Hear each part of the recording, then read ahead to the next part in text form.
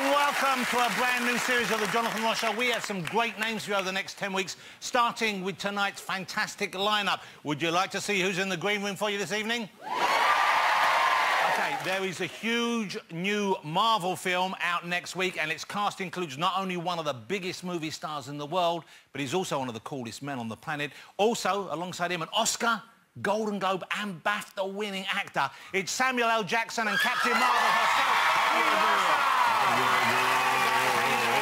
Look at that. Look at that. Oh, look at the guy. Hey. That's a beautiful looking combination. Now, you'll know my next guest from The Voice, of course. One of them is another Oscar, Golden Globe and BAFTA winner, which she won for that amazing performance in Dreamgirls. And with her is one of the biggest recording artists in the world, both as solo artist and with the Black Eyed Peas. It's Jennifer Hudson and will.i.am. Another fabulous duo.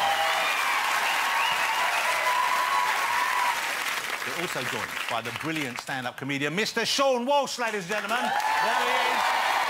Sean Walsh. And Sean is here. He is here strictly to talk about his next tour. So naturally, I promised him I'll be sticking strictly to comedy matters, which, strictly speaking, is strictly all we'll be talking about. Is that strictly okay with you, Sean? Yes, that's fine. Thank you. And we've got music tonight for you as well. Great music. Comes from a global rock star. He's sold over 75 million albums, giving us such classic tunes as Summer of '69, Run to You, and Everything I Do It For You, which I think is still at #1. It is, of course, Mr. Bryan Adams, ladies and gentlemen. Hey, Bryan. Great to have you here. That's the show. First, we start with great news for those of us who love to watch the Olympics, but think that what is lacking is a piece of old kitchen lino and some decent hip-hop music. Because it's been proposed that breakdancing should become an official sport at the 2024 Paris Games. That's a good idea, isn't it? I'm excited. I love breakdancing. It's exciting to watch, and it'll save money because most of the competitors would already have gold medals around their necks before they even compete. We need to include sports like that will attract a younger audience to the Olympics and people can relate to. And I do genuinely love watching breakdancing. The internet has some fine examples of how it should be done and also how it shouldn't be done. Here are some of my favourites.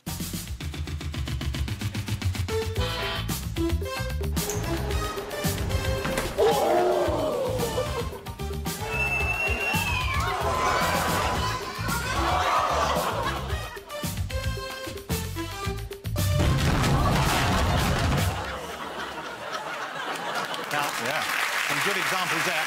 Of course, if they do include breakdancing at the Paris Olympics, I think we already have a homegrown, guaranteed gold medal winner to bring it home for the UK. Check her out. Here she is. She's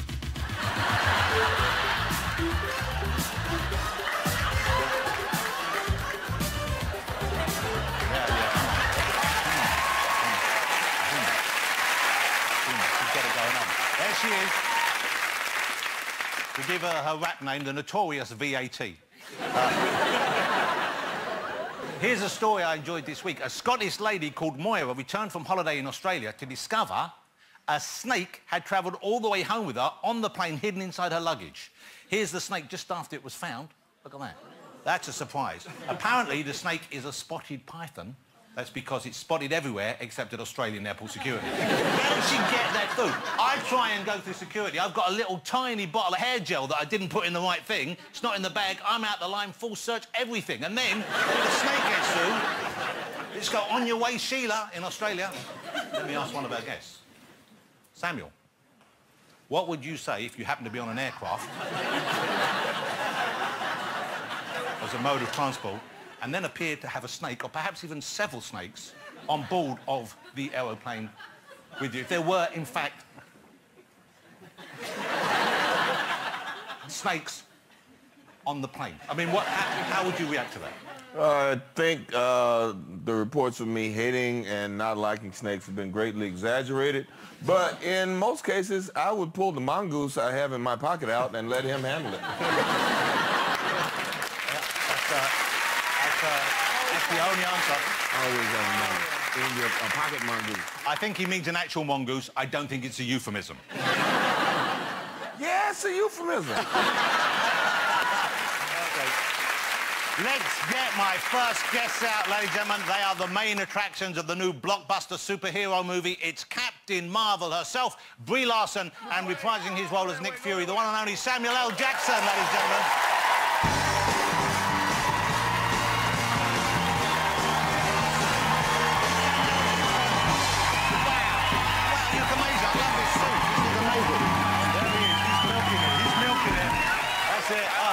Take it. Come on, sit down. Great to have you here. Oh, look at that. Isn't that a thrill to have them both here, ladies and gentlemen? It's super exciting. That's great. We're thrilled. Thrilled. I loved Captain Marvel. I loved the movie. I'm a big Marvel fan. When I was growing up, there was another Captain Marvel at Marvel Comics. He was a guy.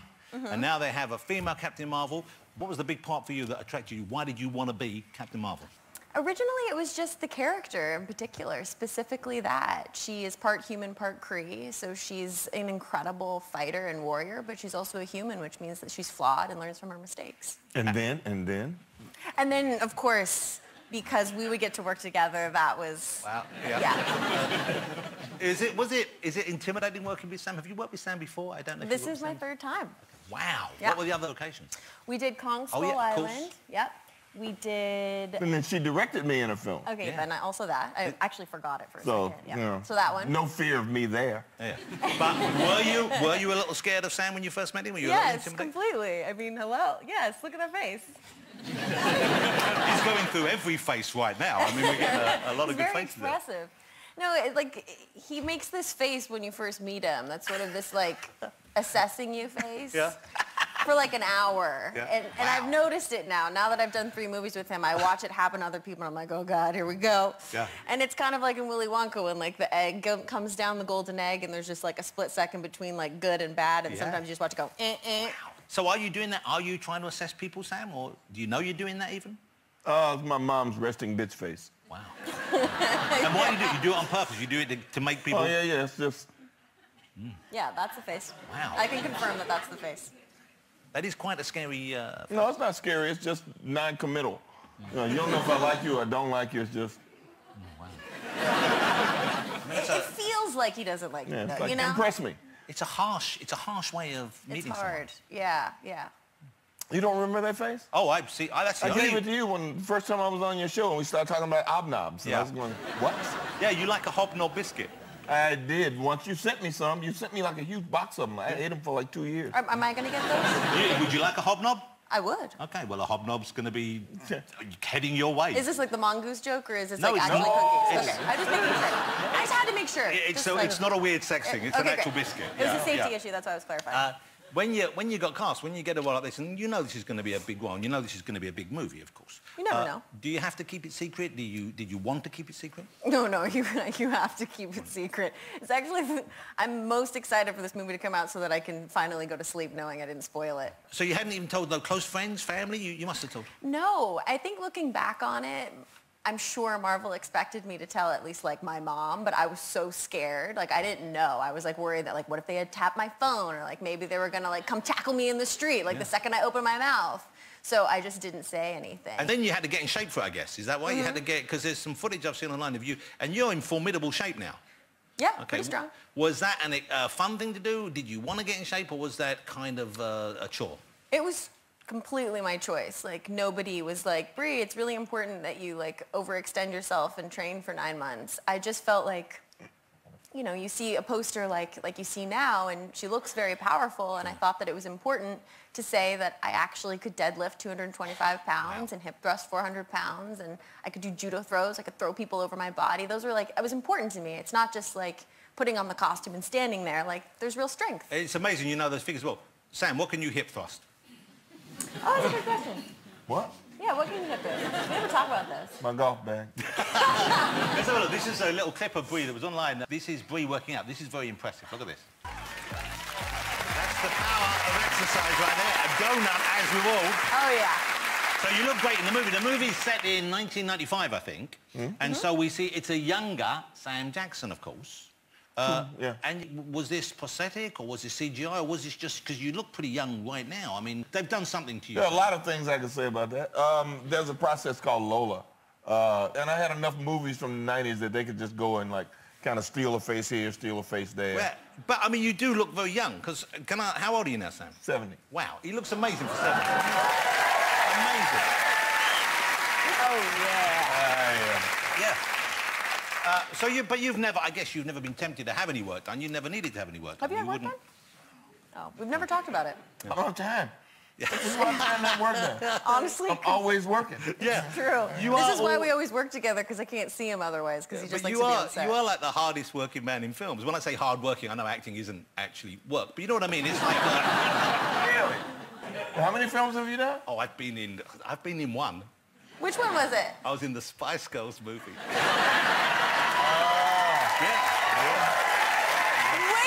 a second. Yeah. I wouldn't call that work, yeah. I'm kind of starstruck right now, honestly. You're looking at me. You didn't realise I was the sixth I Spice was Girl. like, you seemed so familiar to me, but now it's like, because I've watched you 100 times. Really? Yeah. You've seen that movie that many times? Are you kidding? Are you a big Spice Girls fan? Duh.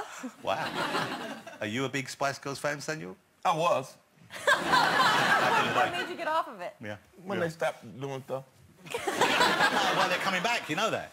I'm not anxious. Okay. Would you like to see a clip of Captain Marvel, ladies and gentlemen? Would you like to see it?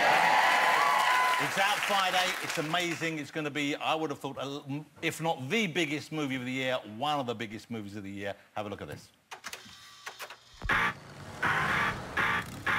Grunge is a good look for you. Did you have a rough day, Agent Fury? I'm gonna need clarification on this space invasion. Skrulls are infiltrating your planet. They're shapeshifters. Okay, prove you're not a Skrull. That's a photon blast. And? A Skrull cannot do that. I'm just supposed to take your word for that. I have this power, but I don't know where it came from. I've never seen anything like her. You think you can find others? She's just the beginning. You've come a long way, but you're not as strong as you think.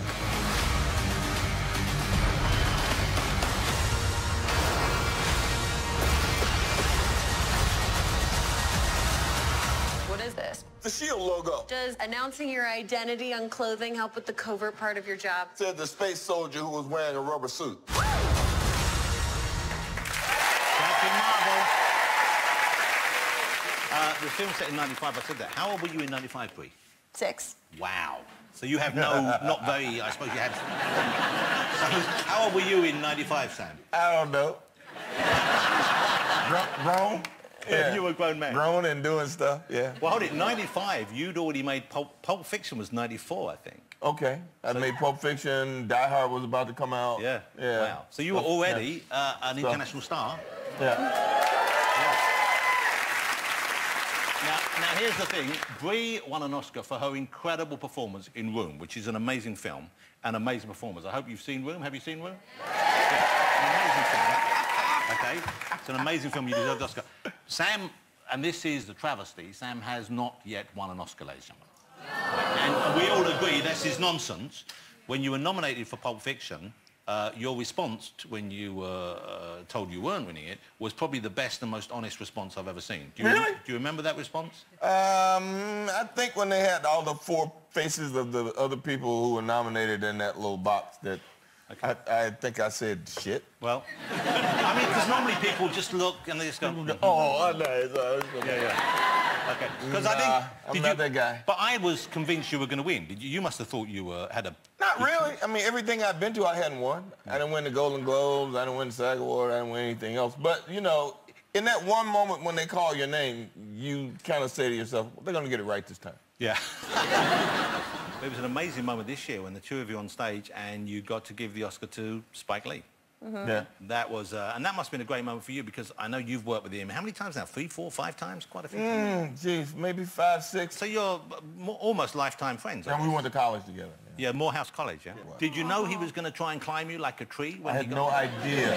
We didn't even know what happened in the moment. No, we didn't. I think we were just like so excited that it was happening that we didn't realize until there was a photo. We're like, oh, we got some height. But that is a beautiful hug. I want to find someone who will hug me like Spike Lee hugged Samuel L. Jackson. So sweet. Sam, we know the hardest working man in show business, but still, you manage to find time for golf wherever you go. Is it true you have it in your contract they have to give you off, is it a day a week for golf? Twice. Twice a week? He golfed before the Oscars. Wow. Yeah. Yeah. That's like an addiction. It replaced an addiction, yeah. And so, what do you like about it? Because I've never really... I like crazy golf. You mean where you actually, like, putt the ball through the windmill and up the dragon's ass out of his mouth? Yes, Brie will understand. Getting a ball through a windmill into a hole, right? Totally on your level with this. Yeah, it's much harder than the golf he plays. Because you're just getting it in a hole. It's true. Yours is just like whack it as hard as you can, whereas ours is like detailed. It's like chiseling. It's skill. You got to play the angles. If that's what you want to believe, okay. I do want to believe that. Okay. Yeah. Who do you play with? Who are your golfing buddies over here? I don't really have any. He's very concerned about that. I mean, I'll be honest with you, that was patronising. I mean, honestly, you know, golf is not a team sport. Yeah. You know, people do play with other people. I have friends that I play with in Los Angeles, but one of the reasons I like golf is because I'm an only child. And when you go out there, you're responsible for everything that happens, good, bad, or otherwise. And nobody can blame you for, you know, you didn't kick the ball into gold, you missed the pass, any of those things that team sports bring. So I like golf because it's a very interesting singular sport that I can do alone. Wow. At my own pace. So you're quite an introverted person? You like your own company? You like to be I'm not introverted, but I do love my own company, yes. I prefer being on my own. My wife's working hard at the moment. I'm spending a lot of time in the flat, and I like it because I can just stay in my underpants all day. You know, even when Amazon delivers something, I just answer the door in my underpants. Oh, I'm not sure if that's legal. I'm not sure if he's telling the truth about wearing underpants. Well, That's on that good. note, I mean, you know, ladies and gentlemen, they're going to be here all evening. It's the fabulous Samuel L. Jackson and Brie Larson. Captain Marvel is out very soon. Make sure you go and see it. Coming up after the break, we've got Jennifer Hudson, will.i.am, Sean Walsh and Bryan Adams. Don't go away.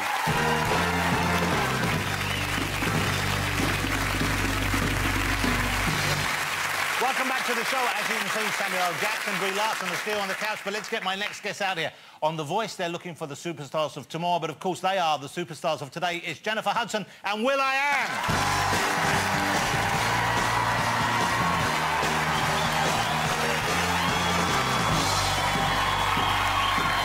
Look at this. You both look amazing. Thank you. You're the most stylish. You look amazing, Will. Come on in. Come on, sit down. Come on, sit down. Yep, you're there. You guys look amazing. You look like you've come dressed from the future. That would be Will. Yeah. Let's get this out of the way. If you're watching The Voice, I'm watching The Voice, I'm loving The Voice. Who's going to win this year? Whose protege is going to win The Voice? I don't know. It's not scripted. I can't. It's real. Who do you... Okay, what I'm asking, Will, is who do you think is going to win? Well, who do I think's going to win? Probably Tom Jones. So who's strongest on your team? Well, who you got most... If we put the odds to one side, who do you most like working with on your groups? Well, because we're still, like, filming, I can't really, like, disclose who's my favorite. It's like being a parent and having, like, 3 kids. You can't be like, and you my favorite, and you shut up, both of y'all. This my favorite. Well, I got 3 kids. They know which one's my favorite. Yeah, I can't say that. Because then I'm gonna go see him at work, and they be like, "Oh, for real? I ain't your favorite." Will, if you don't mind me saying, you're playing this wrong. You should tell them, because then the other ones will work harder. That's what I do with my kids. I say, "You're my favorite. You two got some work to do." That change? So the same one's your favorite all the time? Yeah, the best one. Something wrong with that. Jennifer, you've been throwing shoes at people on the show. Yes. And this is a sign of approval, I believe. It's the biggest compliment. Okay, so where does that come from? I hadn't seen that before I saw you do it. Well, see, I did an audition a long time ago. It was actually for Barry Manilow. And the people who were auditioning me, they took, like, if you had that, they threw it at me, and they threw their pens and everything, and it was like, yes! And I was like, did they really just throw everything Because they liked you or they didn't like you? It was a compliment. I didn't get the job, but it was a compliment. So, I mean, if they threw stuff at you and you didn't get the job, I don't know if it was a compliment. But it really was. Yeah, I don't know why I didn't get the job, though. But the point is, it's a compliment. If you move me enough for me to remove my shoe and throw it at you, oh, my God. It's like a standing ovation. I mean, yeah. You've explained this on the show, so I guess the kids now, they know that it's a good thing. Yeah, like I know. You knew that? Oh, yeah. I watched The Voice. You kidding? Yeah, I'm really excited. I wish you guys would tell me who was going to win, but it's fine. And they don't know who's going to win. It is a live thing at the moment. Yeah, but you guys kind of know. No, actually, last year I thought my contestant, Danelle, was gonna win. I would have betted on it. And thank God I didn't. But he didn't win. Tom Jones always comes up sneaking, because he's a wizard. Tom Jones, he is Merlin's brother. That's my dude. I love Tom. Tom is an amazing force of nature. I love Yes, Tom. he is. Yeah. The crowd always want you to turn around, don't they? They're always going to push it. And, of course, there's that kind of thing at home. You're thinking, please turn around, because you see another person is out there and they're trying to make... And I guess you only have a finite number of slots. You can't turn around for everyone. That must be tough. It must be, I would have thought, the most difficult part of the role, isn't that? Every once in a while, you get, pushed by the audience, It's like stocks. You get excited by their response that you respond to. because you want to ignore the audience, but at the same time, if the audience is really, really like on next level excitement, then you can't ignore that. Yeah. You can't ignore that. Although you turned around by mistake once, didn't you? I watched him do it. Yeah. Yeah, I was doodling. He was drawing on the button. I was drawing on the button, and then, I was really trying to get into the detail, add the shadow on it, and then the pen hit the button. But thank God, the person that was on the other end of the chair was talented, because it could have been a quack and duck. Like, he could have just been quack, quack, quack, quack, quack, quack, quack. Yeah. But he wasn't. It was a songbird. But, I mean, well, the expressions on your face, I wonder, we have two of the finest actors in the business. Perhaps you would assess this acting performance. Let's have a look at Will, and we'll get the professional's advice as to how successful you were in disguising your dismay. And I wish I could stay. But girl, I've got to go. But Lord, I wish it wasn't so.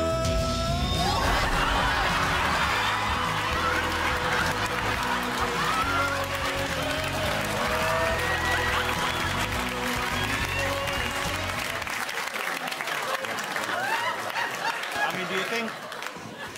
Did he disguise what happened, do you think, successfully? I see Kids' Choice Awards in his future. Look at that face again.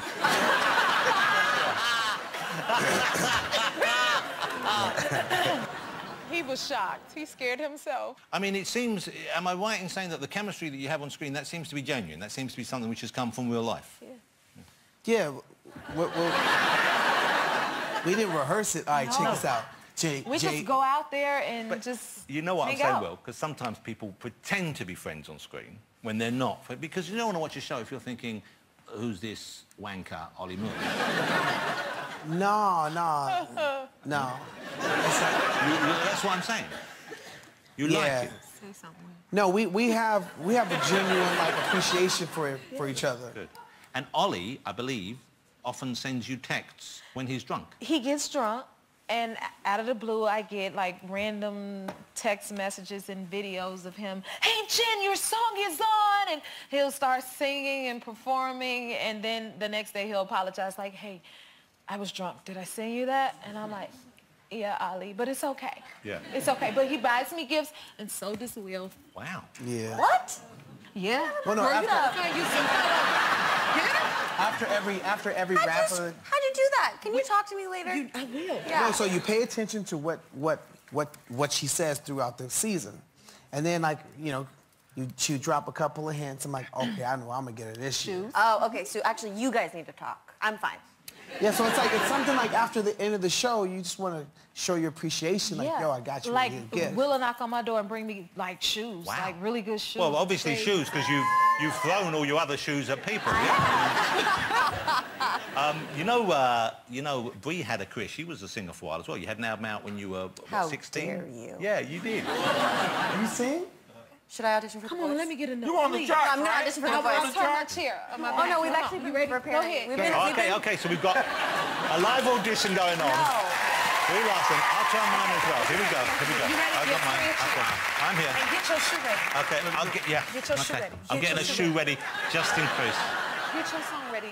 Get your shoe. Okay, I'm getting stage fright, so I'm gonna go with my go-to, which is because jellicles can, angelicals do. Jellicles can, angelicals do. Girl, you got my turn already. You turn. Oh my God! Oh my God! Don't hit her with the hard. You throw it for her, not at her. You're throwing it though. aggressively at her. You've Right. got to throw it here. Let me show you. No, you it's toss it. it's a new shoe. You throw it like That is a new I'll be honest shoe. with you, I didn't think it was good enough for a shoe. I mean, it was nearly there, but it wasn't quite. Oh my God. In the shadow.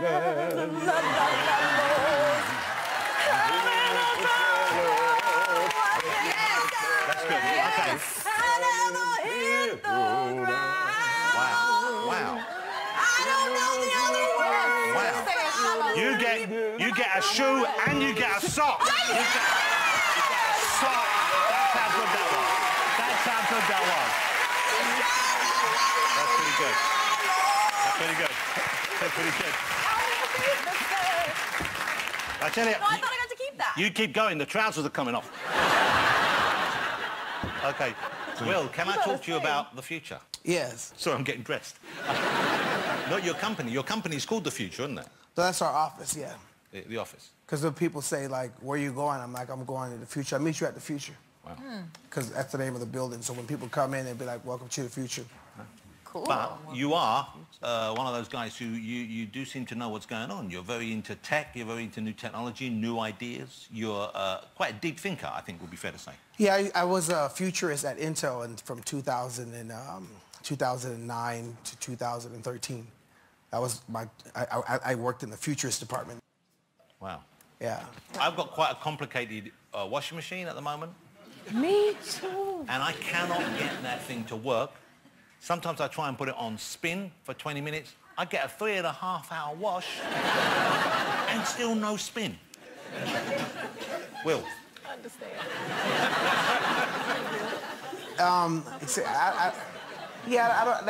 That's not the place that I'm really I focus on. No, but in the future, like, you're just gonna be able to talk to the machine, and the machine will tell you what you're doing wrong. Okay. But how far in the future? Because I need to do some washing tomorrow. Me too. I haven't washed clothes in my. I don't know how to wash I'm clothes. not asking you. I didn't ask you whether you'd wash clothes. I'm asking you as someone. I don't wash. I mean, coming from the projects, we didn't wash clothes. Now that I have success, I still don't wash clothes. What? I don't wash clothes. Here's exciting news. Jennifer Hudson, and I think this has been announced, you're going to be appearing in a movie and you will be playing, am I correct, that you will be playing the Queen of Soul? Yes. OK, so Aretha Franklin, ladies and gentlemen, who sadly we lost just a short while ago. Amazing talent.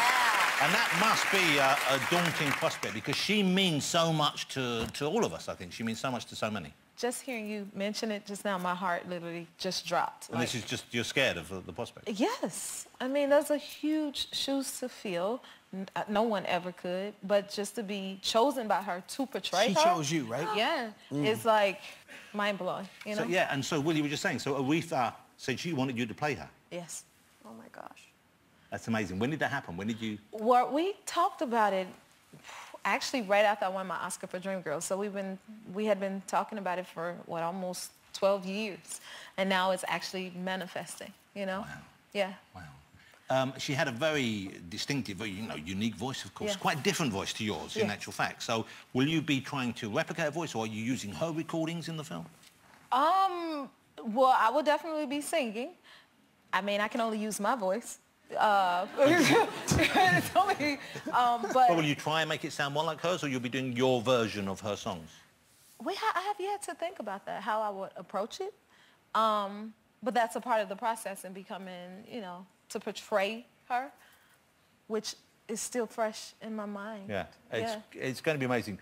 I know, I asked you earlier, you said you couldn't sing a bit for us tonight because your voice is a bit not quite right. No, it's always all right. But, I mean, what you want me to sing? Well...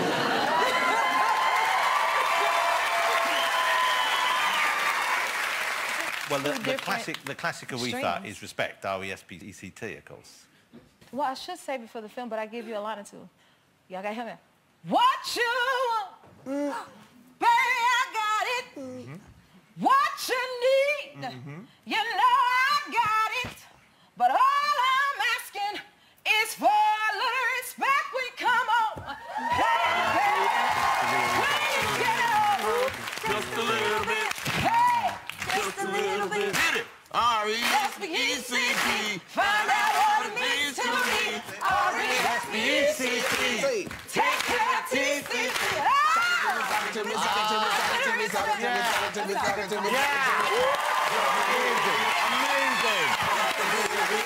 Wow. Wow.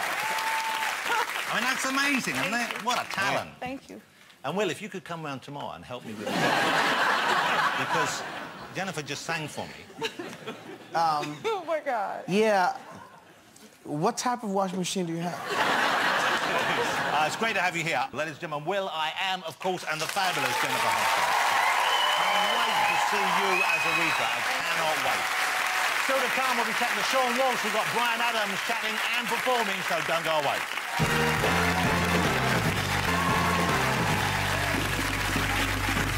Welcome back.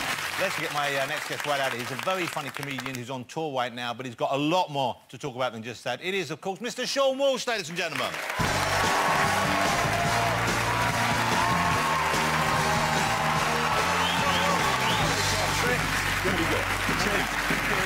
Hello. How's it going? Hello. Hello. Sean, sit yourself down. Now, you know, I'm going to say this. I love you as a comedian. I've always loved your work as a comedian. I think you know that. And I want to thank you for coming on. But obviously, before we talk about that, so we do need to talk about what happened with you on Strictly last year. Well, I think we have to... I mean, I think I have to, because otherwise it's going to feel like we're avoiding this issue. Yeah, sure. And I'll explain to our American guests, most of you, I guess, know what I'm talking about. Sean was on Strictly Come Dancing, which in America is Dancing with the Stars, I think. And the way the story was told in the newspaper was that he's in a relationship at home, but then he's seen and photographed by the newspapers kissing the woman he's dancing with on the show.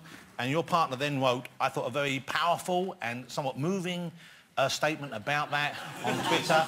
And I would like to know how you felt reading that and what you felt about what she wrote about what you did. Well, I think, you know, obviously I was stupid and I was selfish and I was hurtful to someone that I cared about and someone that I respected and, well, I'd still care about and still respect. And, you know, I'll always be sorry about what I did. I think when it all sort of... When it blew up, you know, I don't think I reacted in the correct manner. I didn't know what to do. It was, you know, it was huge. And, but it's been some time since then and, you know, I've had a lot of time to look at my actions, look at my behaviour and take responsibility as well. I think when you sort of, you know, when you've gone through something like that, you end up thinking in cliches and, you know, like if I could go back in time, you know, I'd behave differently and treat her differently. But, you know, unfortunately, all I can be is as sorry as I am and as regretful as I am, you know, because if you behave the way I did privately, you know, that's inexcusable enough. But for it to go so, you know, public, that was all my fault. Because, of course, that's like the biggest show on British TV, and you're on that show, and it'll be one of the reasons why it affected that much attention. Exactly. Because, you know, she didn't sign up to that, Rebecca didn't sign up to that, I did, and I think that, you know, that it's all my fault. And the mess, the size of it, that's all my fault. I take responsibility for that. You've had contact with her, presumably, though. I mean, presumably you spoke to her after the story broke. And... We've not had much contact, no. But, you know, yeah, you know, I've apologised, and I think, to be honest, with the statement, you know, it's funny how things work out because actually I'm grateful for that statement because if she hadn't posted that, then I probably, if I'm honest, I probably wouldn't have looked at myself and tried to change. And I think I've done that, you know, I don't know what it's been, 5 months or something. So it's 5 months. So what have you been doing as an effort to change? Well, yeah, I've ended up, I'm that guy, you know, I'm therapy and trying to sort myself out, and also more recently cutting out the booze until I can, you know, sort of, well, yeah, until I feel that I've changed and I've got past that. So let me ask you about when you're on tour now. Do you refer to this? Do you talk about aspects of this in your comedy routine now? The show, it takes place from when that photo dropped to the following Saturday, and it's more about what it was like, because it was an extremely unusual, you know, thing to go through, and what it's like to be the centre of a media storm. For example, people dressed up as me for Halloween.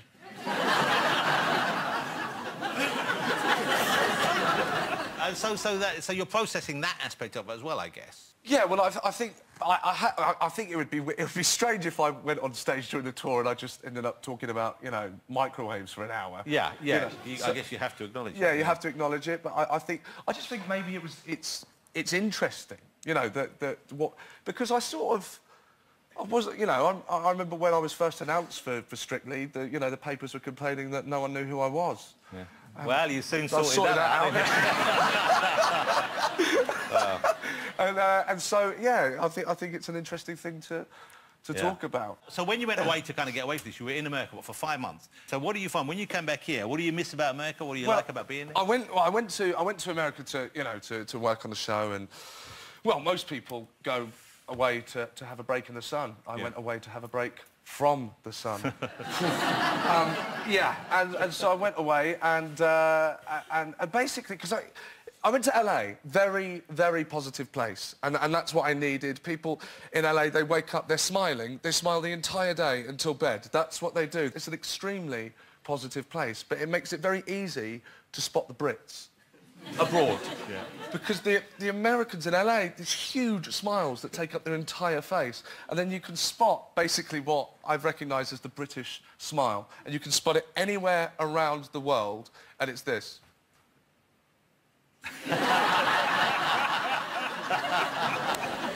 But after a month, because I wanted to get away, and I needed to get away from here, and I was like, I've got to get out of the UK.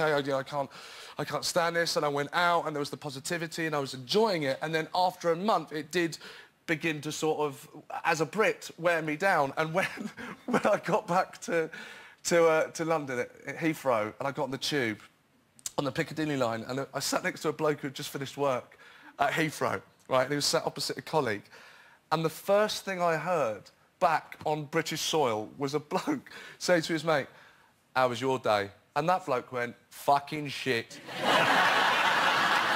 I thought, oh, it's good to be home. Sean's back on tour. You started touring already, or is it starting soon? It's starting. Okay, yeah. It's starting now. Okay, so yeah. we've got a clip. This is a clip of Sean when he's at the Palladium. Just to remind you what a brilliant comedian is. This is Sean Walsh live, ladies and gentlemen. Ladies and gentlemen, Sean's tour after this one, I'm going home, starting now, goes right through John. Sean Walsh, ladies and gentlemen. Thank you, Sean. Thank you. Okay, still to come, we've got Bryan Adams out there chatting and performing live. Don't go away.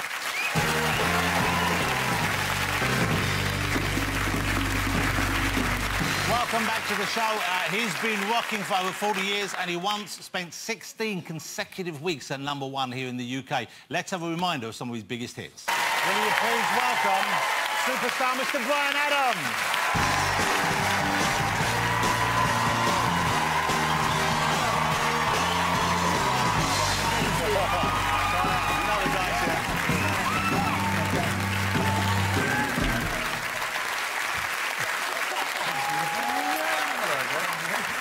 Bryan, you look incredible. You look incredible. Thanks, very kind. You're on tour right in the middle of this huge tour going all over the country. Do you still like playing the old hits? Oh yeah, very much so. Yeah, I mean, if I don't play them, they sing them for me. Yeah, so they all join in. Yeah, pretty much. Yeah. But everything I do it for you. That was #1 for 60 weeks. I loved it, but then it began to drive me a bit crazy. I didn't know you listened to the radio that much. Yeah. That's great. You know I do. Oh. Yeah. Does it drive you a bit crazy though when you hear something of yours that was around for so long? No. I'm really pleased about that. Yeah. Yeah. You have, how old? You've got pretty young kids, haven't you? I've got an 8-year-old and a 6-year-old. So I guess they probably hadn't seen you perform live, or have they seen you now? They came and saw me last year for the first time. There have been other little moments where they've seen me. Generally at home when I sing, it's like my hands go over my mouth. Yeah. They just stop me from singing. Yeah. But they came to see me at Wembley, and it was beautiful to see them out there. I mean, if you've got kids, you know it's a really touching thing to have some sort of other communication other than having supper with them, you know. So, and this morning I woke up, I heard that little pitter-patter coming into my room. It was the 8-year-old, and she came in, and she come in and cuddled, and then the 6-year-old came on and just jumped on me and fell asleep on me, and so it was kind of like, you're our papa. Wow. You know, so. It was just a sweet thing, and when you have kids, you'll find out. Yeah.